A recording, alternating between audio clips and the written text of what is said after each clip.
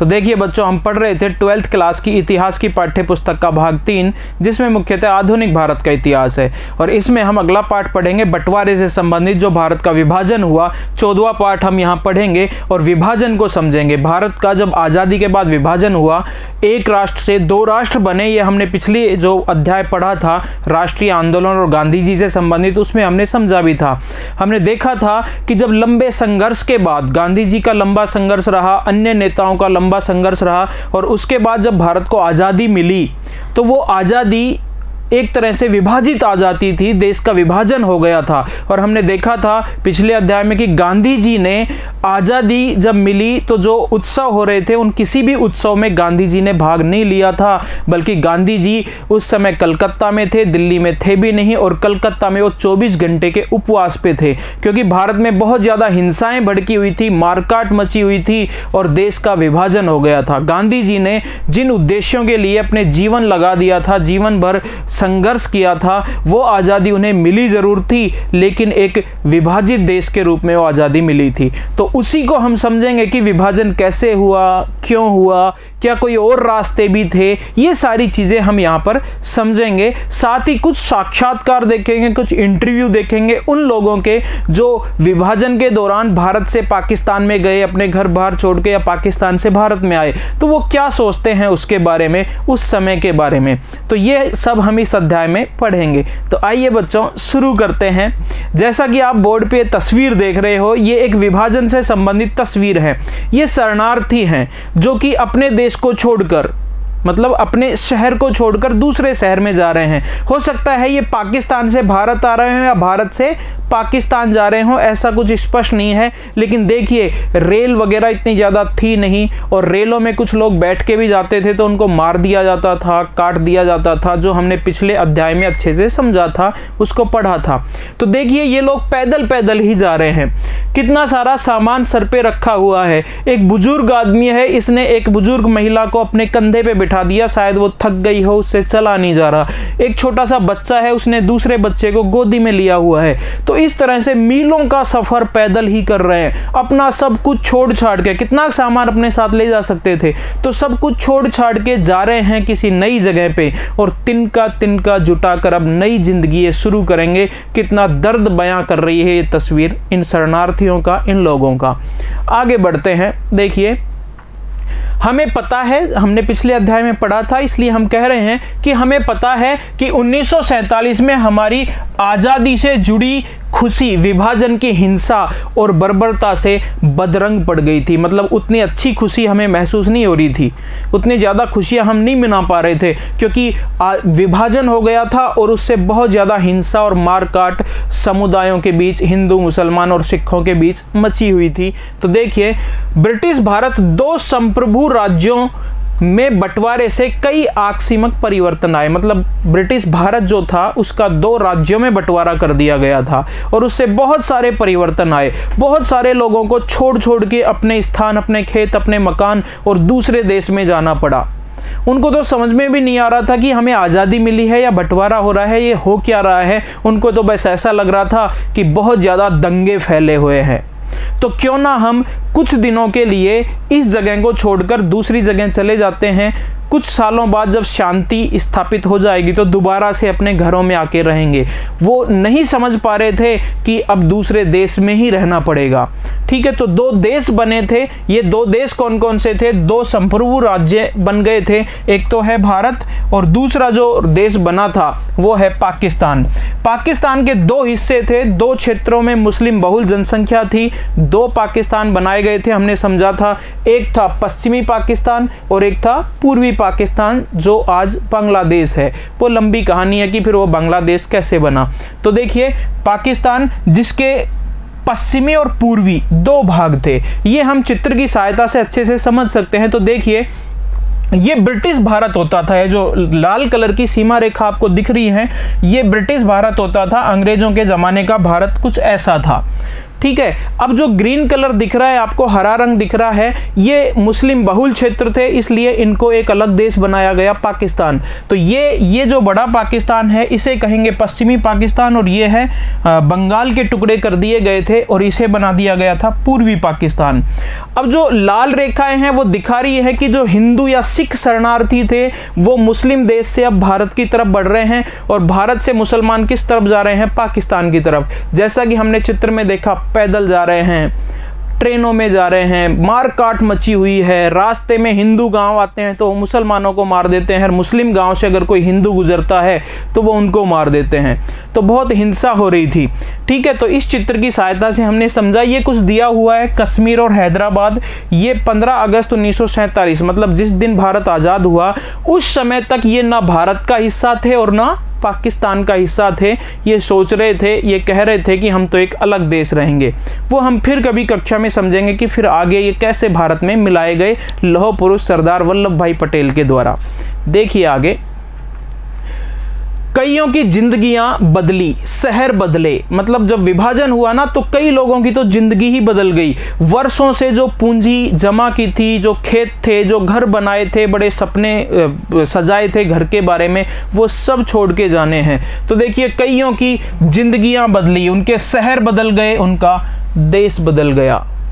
ऐसा जनसंहार, हिंसा व विस्थापन हुआ जिसका इतिहास में पहले कोई उदाहरण नहीं था। इतना बड़ा विस्थापन, इतने लोग एक जगह से दूसरी जगह जा रहे हैं शरणार्थी बनके, ऐसा इतिहास में पहले कोई उदाहरण नहीं था जो इस समय हुआ। इस अध्याय में हम 1947 के बंटवारे का अध्ययन करेंगे, अच्छे से समझेंगे कि ये बंटवारा क्यों हुआ, क्या और भी कोई रास्ते थे, किस तरह से सारा घटनाक्रम हुआ, वो सब समझेंगे इसमें। साथ ही ये भी देखेंगे कि 1 करोड़ से ज़्यादा लोग अपने अपने वतन से उजड़ गए थे, अपने घर बार छोड़ गए थे, 1 करोड़ से भी ज़्यादा लोग, और जिनमें से आधे तो मर भी गए थे, मार दिए गए थे। दूसरी जगहों पर जाने के लिए वो मजबूर हो गए थे। यह क्यों और कैसे हुआ, इस प्रश्न का जवाब हम इस पूरे अध्याय में खोजने की कोशिश करेंगे, और अच्छे से आप समझेंगे। ये बहुत महत्वपूर्ण अध्याय है। अगर इसको आप समझ गए कि बंटवारा कैसे हुआ, क्यों हुआ, तो आज भी जो भारत की स्थिति है, मतलब भारत में जो दंगे होते रहते हैं समुदायों के बीच, हिंदू मुसलमानों के बीच, सिख मुसलमानों के बीच, उनको भी समझ पाएंगे, भारत की राजनीति को अच्छे से समझ पाएंगे अगर इस पाठ को आप ढंग से समझ पाते हैं तो। और उम्मीद है मुझे कि आप अच्छे से ध्यान देंगे और इसको समझेंगे। देखिए, 1946 से 1950 की काल अवधि में आम लोगों के क्या दर्दनाक अनुभव रहे, अनुभव भी लेंगे, कुछ साक्षात्कार वगैरह भी हम देखेंगे। जो लोग पैदल चल के गए और जिंदा पहुंच गए पाकिस्तान में, या पाकिस्तान से भारत में पहुंच गए, तो उनके क्या अनुभव थे, जिन्होंने उस विभाजन को, उन दंगों को नज़दीक से देखा था, उनके साक्षात्कार भी हम पढ़ने की कोशिश करेंगे, समझने की कोशिश करेंगे। तो देखिए, बंटवारे के कुछ अनुभव। तो शुरुआत करते हैं साक्षात्कारों से ही, कि वो लोग जिन्होंने इस सारे घटनाक्रम को देखा था वो लोग क्या सोचते हैं इस बारे में। यहाँ बंटवारे से संबंधित 3 घटनाएं बताई गई हैं, 3 साक्षात्कार या 3 इंटरव्यू हम यहाँ पे पढ़ेंगे। 3 ऐसे लोगों से मिलेंगे जिन्होंने इस घटनाक्रम को मतलब अच्छे से समझा था, वो क्या समझते हैं इसके बारे में, क्या सोचते हैं, जिनका बयान उन दुखद दिनों से गुजरे लोगों ने 1993 में एक शोधकर्ता के सामने पेश किया। 1993 में एक शोधकर्ता है, उसने उनका साक्षात्कार लिया, तो उन लोगों ने अपने दर्द और दुख बताए थे। बयान करने वाले पाकिस्तानी थे। ये शोधकर्ता तो कौन है, हिंदुस्तानी है, और जो बयान करने वाले 3 साक्षात्कार देने वाले जो लोग हैं वो पाकिस्तानी हैं, और शोधकर्ता भारतीय है। शोधकर्ता का उद्देश्य यह समझना था कि जो लोग पीढ़ियों से कमोबेश मेल मिलाप से रहते थे, उन्होंने 1947 में एक दूसरे पर इतना कहर कैसे ढाया। वो सोच रहा है शोधकर्ता कि मुझे ये समझना है उन लोगों से बात करके कि जो इतनी सदियों से, इतनी पीढ़ियों से लगभग साथ साथ रहे, भारत में हिंदू और मुसलमान मिलजुल के रहे, छोटे मोटे दंगे तो होते ही रहते थे लेकिन फिर भी मिलजुल के रहे। फिर उन्हीं लोगों ने जो हिंदू और मुस्लिम जो पड़ोसी हैं, जो मिलजुल के रह रहे हैं, उसी ने अपने पड़ोसी पे तलवार लेके उसका गला काटने के लिए कैसे वो निकल पड़ा था, कैसे वो एक दूसरे की जान लेने के लिए आगे बढ़ रहे थे, इतना कहर कैसे ढाया, 1947 में ऐसा अचानक क्या हुआ, ये हम समझ रहे हैं। और साक्षात्कारकर्ता जो शोध करता है उसने भी यही समझने की कोशिश की है। एक एक करके हम समझते हैं इनको। तो देखिए, पहला है स्रोत 1, पहला साक्षात्कार जो शोधकर्ता तो भारतीय है और वो पूछ किनसे रहा है, पाकिस्तानियों से, उनके अनुभव पूछ रहा है। क्या है, मैं तो सिर्फ अपने अब्बा पर चढ़ा हुआ कर्ज चुका रहा हूं, एक पाकिस्तानी व्यक्ति ने ये कहा है। पहले समझ लेते हैं है क्या। भारतीय एक विद्वान है और वो आज़ादी के बाद विभाजन हो चुका सब कुछ और लगभग 1993 में वो पाकिस्तान में है। पाकिस्तान के लाहौर में पंजाब यूनिवर्सिटी में वो पढ़ रहा है या शोध कर रहा है, वो वहाँ पे गया है और इतिहास विभाग के पुस्तकालय में बैठ के वो अध्ययन करता है। तो वहाँ पर वो कहता है कि एक सज्जन है और उनका नाम क्या है, उन सज्जन का नाम है अब्दुल लतीफ़।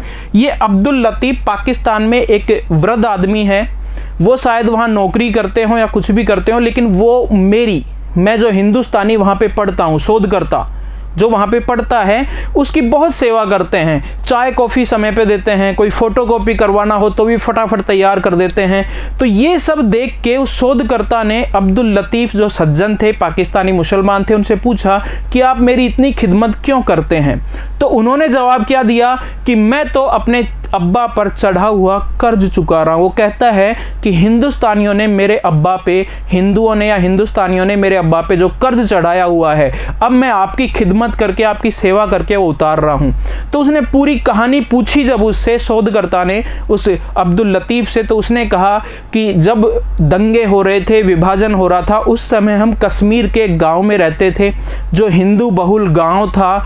तो वहाँ पर हिंदू लोग मुसलमानों को मार रहे थे। ये जनरल बात है उस समय जो हो रही थी कि हिंदू मुसलमान को मार रहे थे और मुसलमान हिंदुओं को। तो हिंदू बहुल गांव था, लगभग सभी मुसलमान मार दिए गए थे। और मेरे पिता, किसके, अब्दुल लतीफ़ बता रहे हैं कि मेरे पिता उस गांव में एकमात्र मुस्लिम नौजवान थे जो जिंदा थे। तो उनको लगता था कि अब मुझे भी मारा जाएगा। तो उन्होंने अपनी पड़ोस वाली एक हिंदू बुढ़िया से मदद मांगी कि आपके घर में मुझे पनाह दीजिए, मुझे छुपा लीजिए। तो हिंदू बुढ़िया राजी हो गई कि मैं छुपा तो लूँगी, लेकिन जब वो दंगाई आएंगे तो तुम्हारे साथ साथ मुझे भी धर लेंगे, मुझे भी मार देंगे। तो उससे बढ़िया रास्ता है कि मैं तुम्हें वहाँ ले चलती हूँ जहाँ बहुत सारे मुर्दे उन्होंने इकट्ठे कर रखे हैं, उन मुर्दों में तुम भी मुर्दा बन के पड़े रहना, रात भर वहां पड़े रहना और सुबह होते ही दौड़ लगा देना पाकिस्तान के सियालकोट की तरफ और रुकना ही मत जब तक पहुंच नहीं जाओ। तो वो राजी हो गया। बुढ़िया उसको वहां लेके गई, हिंदू बुढ़िया, और उस मुस्लिम अब्दुल लतीफ़ की जान बचाने के लिए लेके गई जहां मुर्दों का ढेर लगा हुआ था बहुत सारा, और उनको वहां लिटा दिया और उनके ऊपर 2-4 मुर्दे डाल दिए। बाद में जब दंगाइयों की भीड़ वहाँ आई मुर्दों के पास, तो वो देख रही थी कि किसी में सांस बची तो नहीं है, कोई जिंदा तो नहीं है। उन्होंने देखा कि यहाँ कोई नहीं है जिंदा, वो चले गए और वो रात भर, अब्दुल लतीफ़ के फादर जो हैं वो रात भर वहीं पे रहे मुर्दों के बीच, और सुबह होते ही उन्होंने दौड़ लगा दी पाकिस्तान की तरफ। तो ये कहानी उनके पिता ने किसको सुनाई, अब्दुल लतीफ़ को। तो अब्दुल लतीफ़ कह रहे हैं कि उस हिंदुस्तानी बुढ़िया ने मेरे अब्बा पे जो कर्ज चढ़ाया है, मैं आपकी खिदमत करके, आपकी सेवा करके आपका कर्ज उतार रहा हूं। तो जो शोधकर्ता थे, ये कहानी सुनकर उसकी आंखों में आंसू आ गए कि जब इतना ही प्रेम था और इतना ही प्रेम अब है, तो अब इतने दंगे क्यों होते हैं और उस समय इतने दंगे क्यों हुए, वो समझ नहीं पा रहा था। एक और स्रोत हम देखते हैं, अगला स्रोत क्या कहता है, दूसरा साक्षात्कार है। ये क्या कहता है, बरसों हो गए मैं किसी पंजाबी मुसलमान से नहीं मिला। ये क्या कहानी है, वही शोधकर्ता उसी लाहौर में जो पंजाब यूनिवर्सिटी थी उसके एक हॉस्टल में कमरा लेने के लिए गया था। तो हॉस्टल के मैनेजर से उन्होंने बता दिया कि मैं हिंदुस्तानी हूँ। तो हॉस्टल के मैनेजर जो पाकिस्तानी थे, पाकिस्तान के लाहौर में थे, उन्होंने कह दिया कि भाई तुम हिंदुस्तानी हो, हम तुम्हें कमरा तो नहीं दे सकते, लेकिन बैठिए मैं आपको चाय पिलाता हूँ और एक किस्सा सुनाता हूँ। तो किस्से तो सुनने थे ही उन साक्षात्कारकर्ता को, शोधकर्ता को। बैठ गए, चाय पी रहे हैं, और जो मैनेजर हैं पाकिस्तान के, वो बता रहे हैं कि जब बंटवारा हो चुका, आज़ादी वगैरह के सारे घटनाक्रम हो चुके, उसके बाद मेरी एक क्लर्क के रूप में नौकरी लगी, क्लर्क के रूप में, और मेरी पोस्टिंग कहाँ हुई, दिल्ली के पाकिस्तान दूतावास में। दूतावास होते हैं एक देश के दूसरे देश में, तो पाकिस्तान का दूतावास दिल्ली में था, उसमें वो वो नौकरी करता था। कौन? हॉस्टल का मैनेजर। तो कहता है कि मैं वहाँ नौकरी करता था और मेरे पड़ोसी, लाहौर में मेरे पड़ोसी एक व्यक्ति ने मुझे चिट्ठी दी थी कि तुम जाओ और दिल्ली में मेरे एक मित्र हैं, उनको ये चिट्ठी दे देना जब तुम दिल्ली जाओ। तो वो साइकिल से चिट्ठी देने के लिए जा रहा था दिल्ली में, उसे एड्रेस पता नहीं था। पता उसने किसी सरदार से पूछा कि भैया ये एड्रेस कहाँ है। तो सरदार जी ने जब देखा कि ये मुस्लिम व्यक्ति पंजाबी बोल रहा है तो उसने कहा तुम कौन हो? तो उसने कहा मैं पाकिस्तानी हूँ। तो सरदार जी ने भग के उसको अपने गले लगा लिया कि यार वर्षों हो गए किसी ऐसे मुसलमान से मिले जो पंजाबी बोलता हो। यहाँ भी मुसलमान हैं लेकिन पंजाबी मुसलमान नहीं है, पंजाबी मुसलमान तो सारे पाकिस्तान में चले गए। तो कितना वो दर्द है उनके मन में कि वो क्यों चले गए, उनसे अच्छे संबंध थे हमारे। तो दोनों की आंखों में वहाँ पर आंसू थे। शोधकर्ता जो सुन रहा था उसकी आंखों में भी आंसू थे। तो इतना प्रेम है, फिर विभाजन क्यों हुआ? यही तो हम समझेंगे कि ये घटनाक्रम कैसे शुरू हुआ।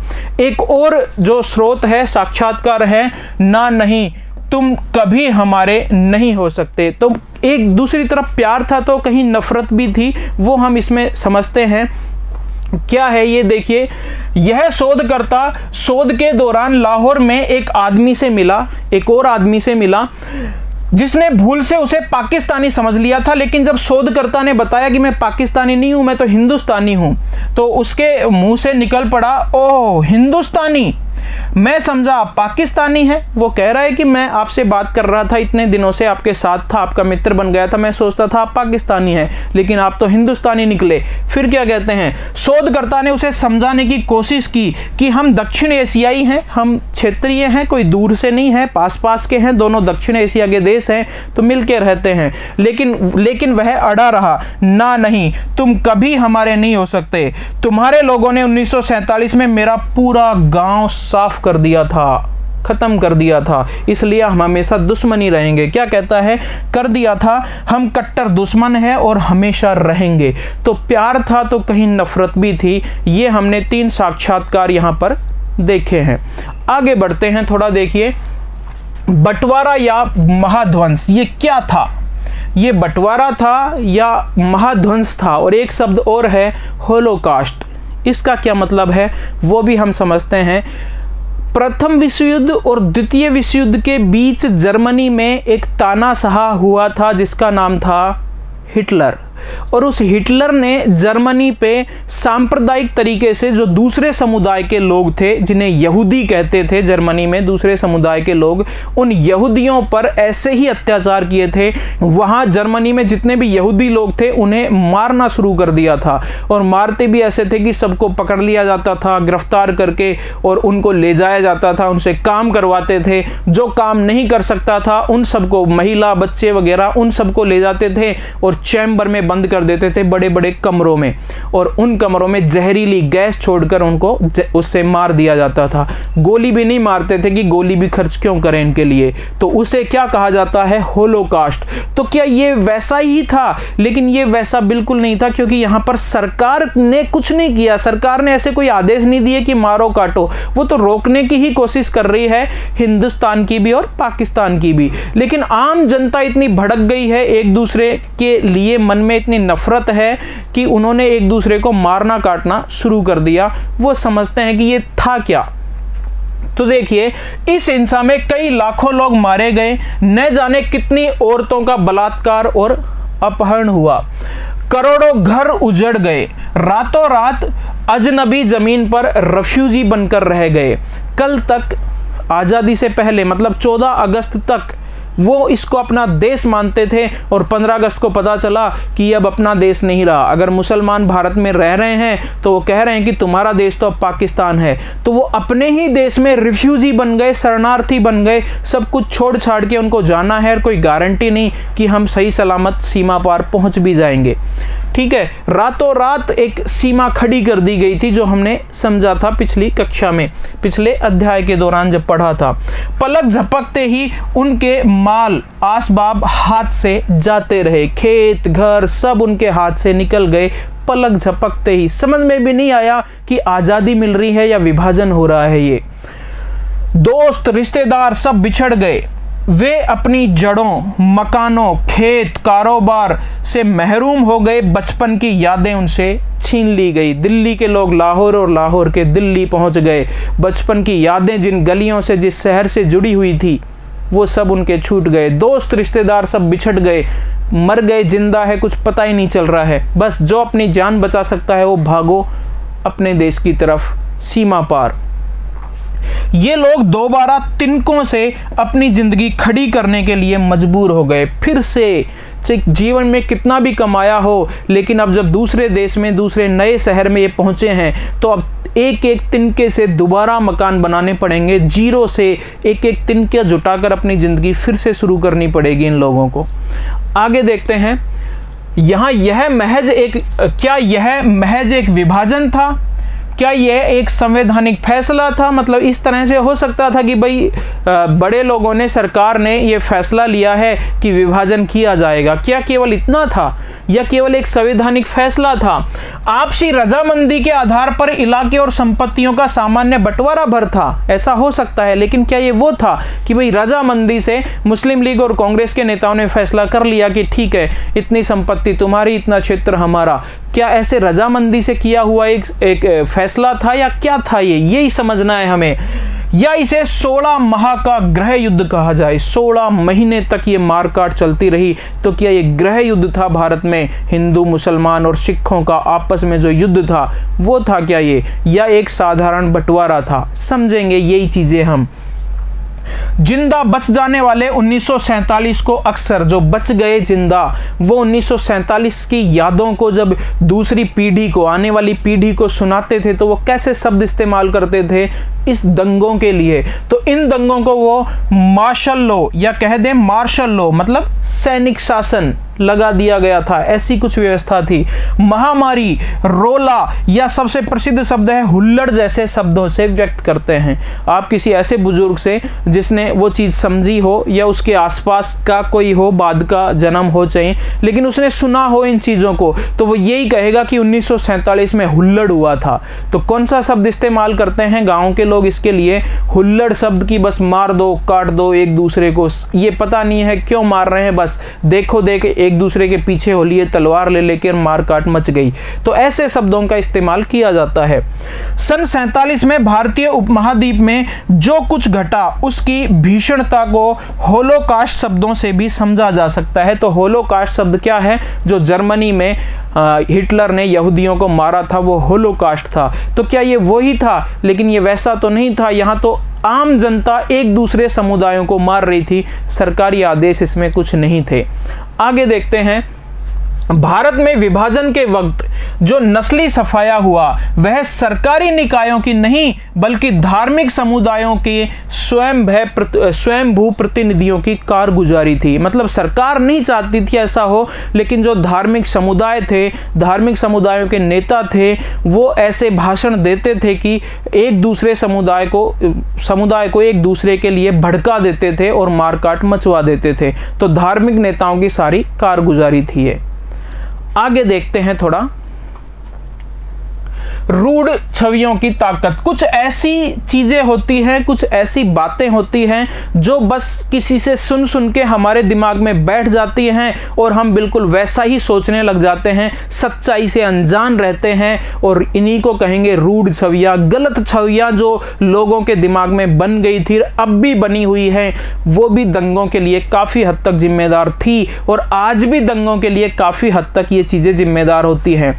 हिंदू मुसलमानों को कुछ अलग तरीके से सोच बनाई हुई है अपने दिमाग में कि हिंदू इस तरह के होते हैं, कायर होते हैं, बहु मूर्ति पूजक होते हैं, बहुत सारे देवता उनके होते हैं, तो इस तरह की चीज़ें। और मुसलमानों के लिए हिंदुओं ने अपने दिमाग में छवि बनाई है कि कट्टर होते हैं वो, ठीक है, वो दया नहीं करते, वो मांस खाते हैं, मांसाहारी होते हैं, ऐसी छवियां बनाई हुई है। एक दूसरे के लिए नफरत के भाव पैदा हो जाते हैं इन गलत छवियों से, जबकि ये सारी गलत छवियां हैं।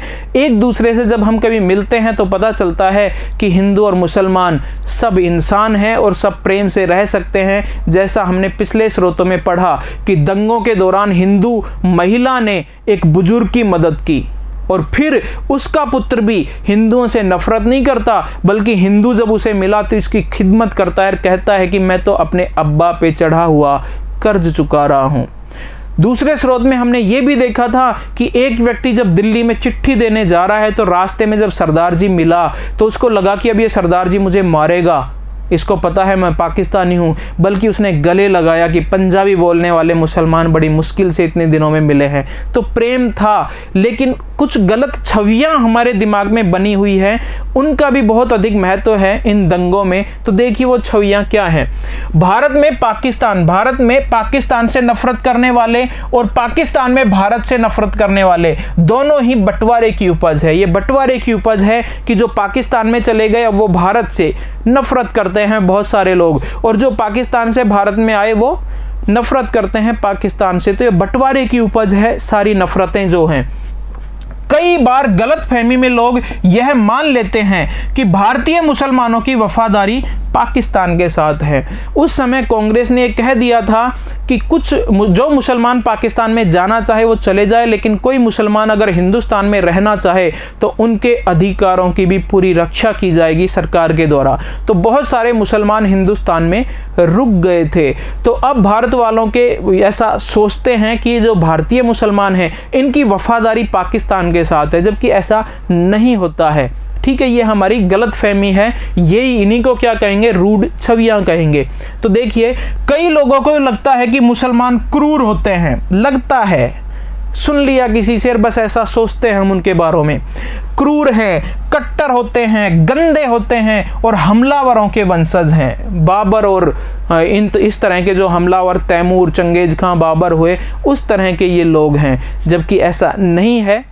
ठीक है, सभी नफरत पैदा करने वाले लोग नहीं होते। तो दूसरी तरफ फिर मुसलमान भी हिंदुओं के बारे में ऐसा सोचते हैं। तो देखिए, जबकि हिंदू दयालु, हिंदू जो लोग हैं वो मुसलमानों को तो क्या मानते हैं, क्रूर हैं, कट्टर हैं, गंदे होते हैं, हमलावरों के वंशज हैं। ठीक है, और खुद के बारे में क्या सोचते हैं, वो कहते हैं कि हिंदू तो दयालु हैं, उदार हैं, शुद्ध हैं, और जिन पर हमला किया गया, जिन्होंने मुसलमानों के अत्याचार सहे, वो हम हैं हिंदू। ऐसा सोचते हैं हिंदू खुद के बारे में और मुसलमान के बारे में। तो दूसरी तरफ बात करें कि पाकिस्तान में भी इस तरह की रूढ़ छवियों की कमी नहीं है। पाकिस्तान वाले मुसलमान क्या सोचते हैं, तो देखिए उनको लगता है कि मुसलमान तो निष्पक्ष थे, मुसलमानों पे अत्याचार किए गए, मुसलमानों ने सिर्फ अपना देश मांगा था एक अलग, और वो फिर जब भारत से चल के पाकिस्तान में आ रहे थे तो उनको मार दिया गया। वो तो निष्पक्ष थे, वो तो अपने क्षेत्रों में जा ही तो रहे थे। ऐसा सोचते हैं, निष्पक्ष हैं, लेकिन मुसलमान बहादुर हैं, एकेश्वरवादी हैं, जो एक ही ईश्वर की पूजा करता है। हमारे हिंदू धर्म में बहुत सारे ईश्वर हैं, उनके एक ही अल्लाह होता है, तो एकेश्वरवादी है और मांसाहारी होते हैं। जबकि हिंदू तो काले होते हैं, कायर हैं, बहुईश्वरवादी हैं, शाकाहारी हैं। ठीक है, तो वो हिंदुओं को कायर मानते हैं कि जब मुसलमान अपने देश की तरफ आ रहे थे तो झुंड बना बना के उन्होंने मुसलमानों को चुन चुन के मारा, कायरता से मारा। तो ऐसा मुसलमान सोचते हैं हिंदुओं के बारे में। और अभी हमने पढ़ा कि हिंदू क्या सोचते हैं मुसलमानों के बारे में। ये सिर्फ क्या है, ये रूढ़ छवियां हैं, ये गलत छवि, गलत धारणा हमारे दिमाग में है। हालांकि उनमें से कुछ छवियां विभाजन से पहले की हैं, लेकिन 1947 की घटनाओं से इन्हें और बल मिला। ऐसी छवियां विभाजन से पहले भी थी, इसीलिए तो इतने दंगे हुए, लेकिन विभाजन के बाद ये छवियां और ज़्यादा मजबूत हो गई। देखिए, ये नफरतें आज भी सामुदायिक टकरावों में साफ झलकती है। आज भी जो सामुदायिक टकराव होते हैं, हिंदू मुसलमानों के दंगे कहीं ना कहीं भारत में होते रहते हैं। तो जो दंगों में शामिल लोग हैं उनके भी दिमाग में ये छवियां होती हैं। इस आधार पर यह कहा जा सकता है कि सांप्रदायिक टकरावों ने इन पिछली स्मृतियों को जिंदा रखने का काम किया। जो सांप्रदायिक टकराव हैं वो इन छवियों को जिंदा रखती हैं। हिंदू एक दूसरे हिंदू को इसी तरह की कहते हैं कि मुसलमान तो गंदे हैं, क्रूर हैं, कट्टर हैं। तो मुसलमान हिंदुओं के बारे में अपने मुसलमान दोस्तों से कहते हैं कि वो तो कायर होते हैं, बहादुर नहीं होते हैं। तो इस तरह की दंगों के कारण, सांप्रदायिक मनमुटाव के कारण ये छवियां दिमाग में हमेशा बनी रहती हैं। बंटवारे के दौरान हुई हिंसा की कहानियों और को सांप्रदायिक समूह विभिन्न समुदायों के आपसी फासले को और गहरा करने के लिए बार बार दोहराते रहते हैं। जो सांप्रदायिक समूह है वो इन चीज़ों को दोहराते रहते हैं ताकि एक दूसरे समुदाय के लिए उनके मन में नफरत रहे। वे लोगों के जहन में संशय और अविश्वास पैदा करते हैं। ये छवियां क्या हैं कि एक दूसरे समुदाय के प्रति संशय और अविश्वास की भावना पैदा कर देती हैं।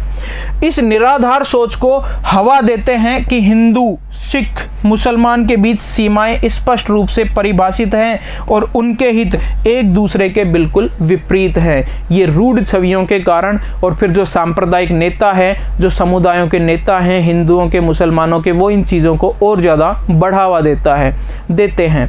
तो देखिए एक और चित्र यहाँ पे बंटवारे के दौरान का कि लोग जा रहे हैं शरणार्थी बनके, एक देश में शरणार्थी बनके रह गए रातों रात, तो वो दूसरे देश में जब जा रहे हैं तो जितना सामान अपना बटोर सकते थे, कितना ले सकते थे, बहुत ज़्यादा साधन नहीं थे कि कैसे लेके जाएं इतने सामान को। बैलगाड़ी हैं, बैल हैं, खेतों के सामान है, पशुओं का चारा है, अनाज है, घर का कितना सामान है, क्या क्या लेके जाएं। लेकिन फिर भी आप देख रहे हैं कि एक बैलगाड़ी के अंदर इन्होंने कुछ सामान भर लिया है और फिर ये यहाँ से निकल रहे हैं, लेकिन कोई गारंटी नहीं कि ये जिंदा सीमा पार पहुँच पाएंगे। ठीक है बच्चों, उम्मीद है आपको कक्षा में अच्छे से समझ में आया होगा। इस बंटवारे को समझने की पूरी कोशिश करेंगे आप मेरे साथ साथ, और मैं भी पूरी कोशिश करूंगा कि आप अच्छे से भारत के इतिहास के उन पहलुओं को समझ सकें जो कि काले पन्नों पे लिखे गए हैं। धन्यवाद।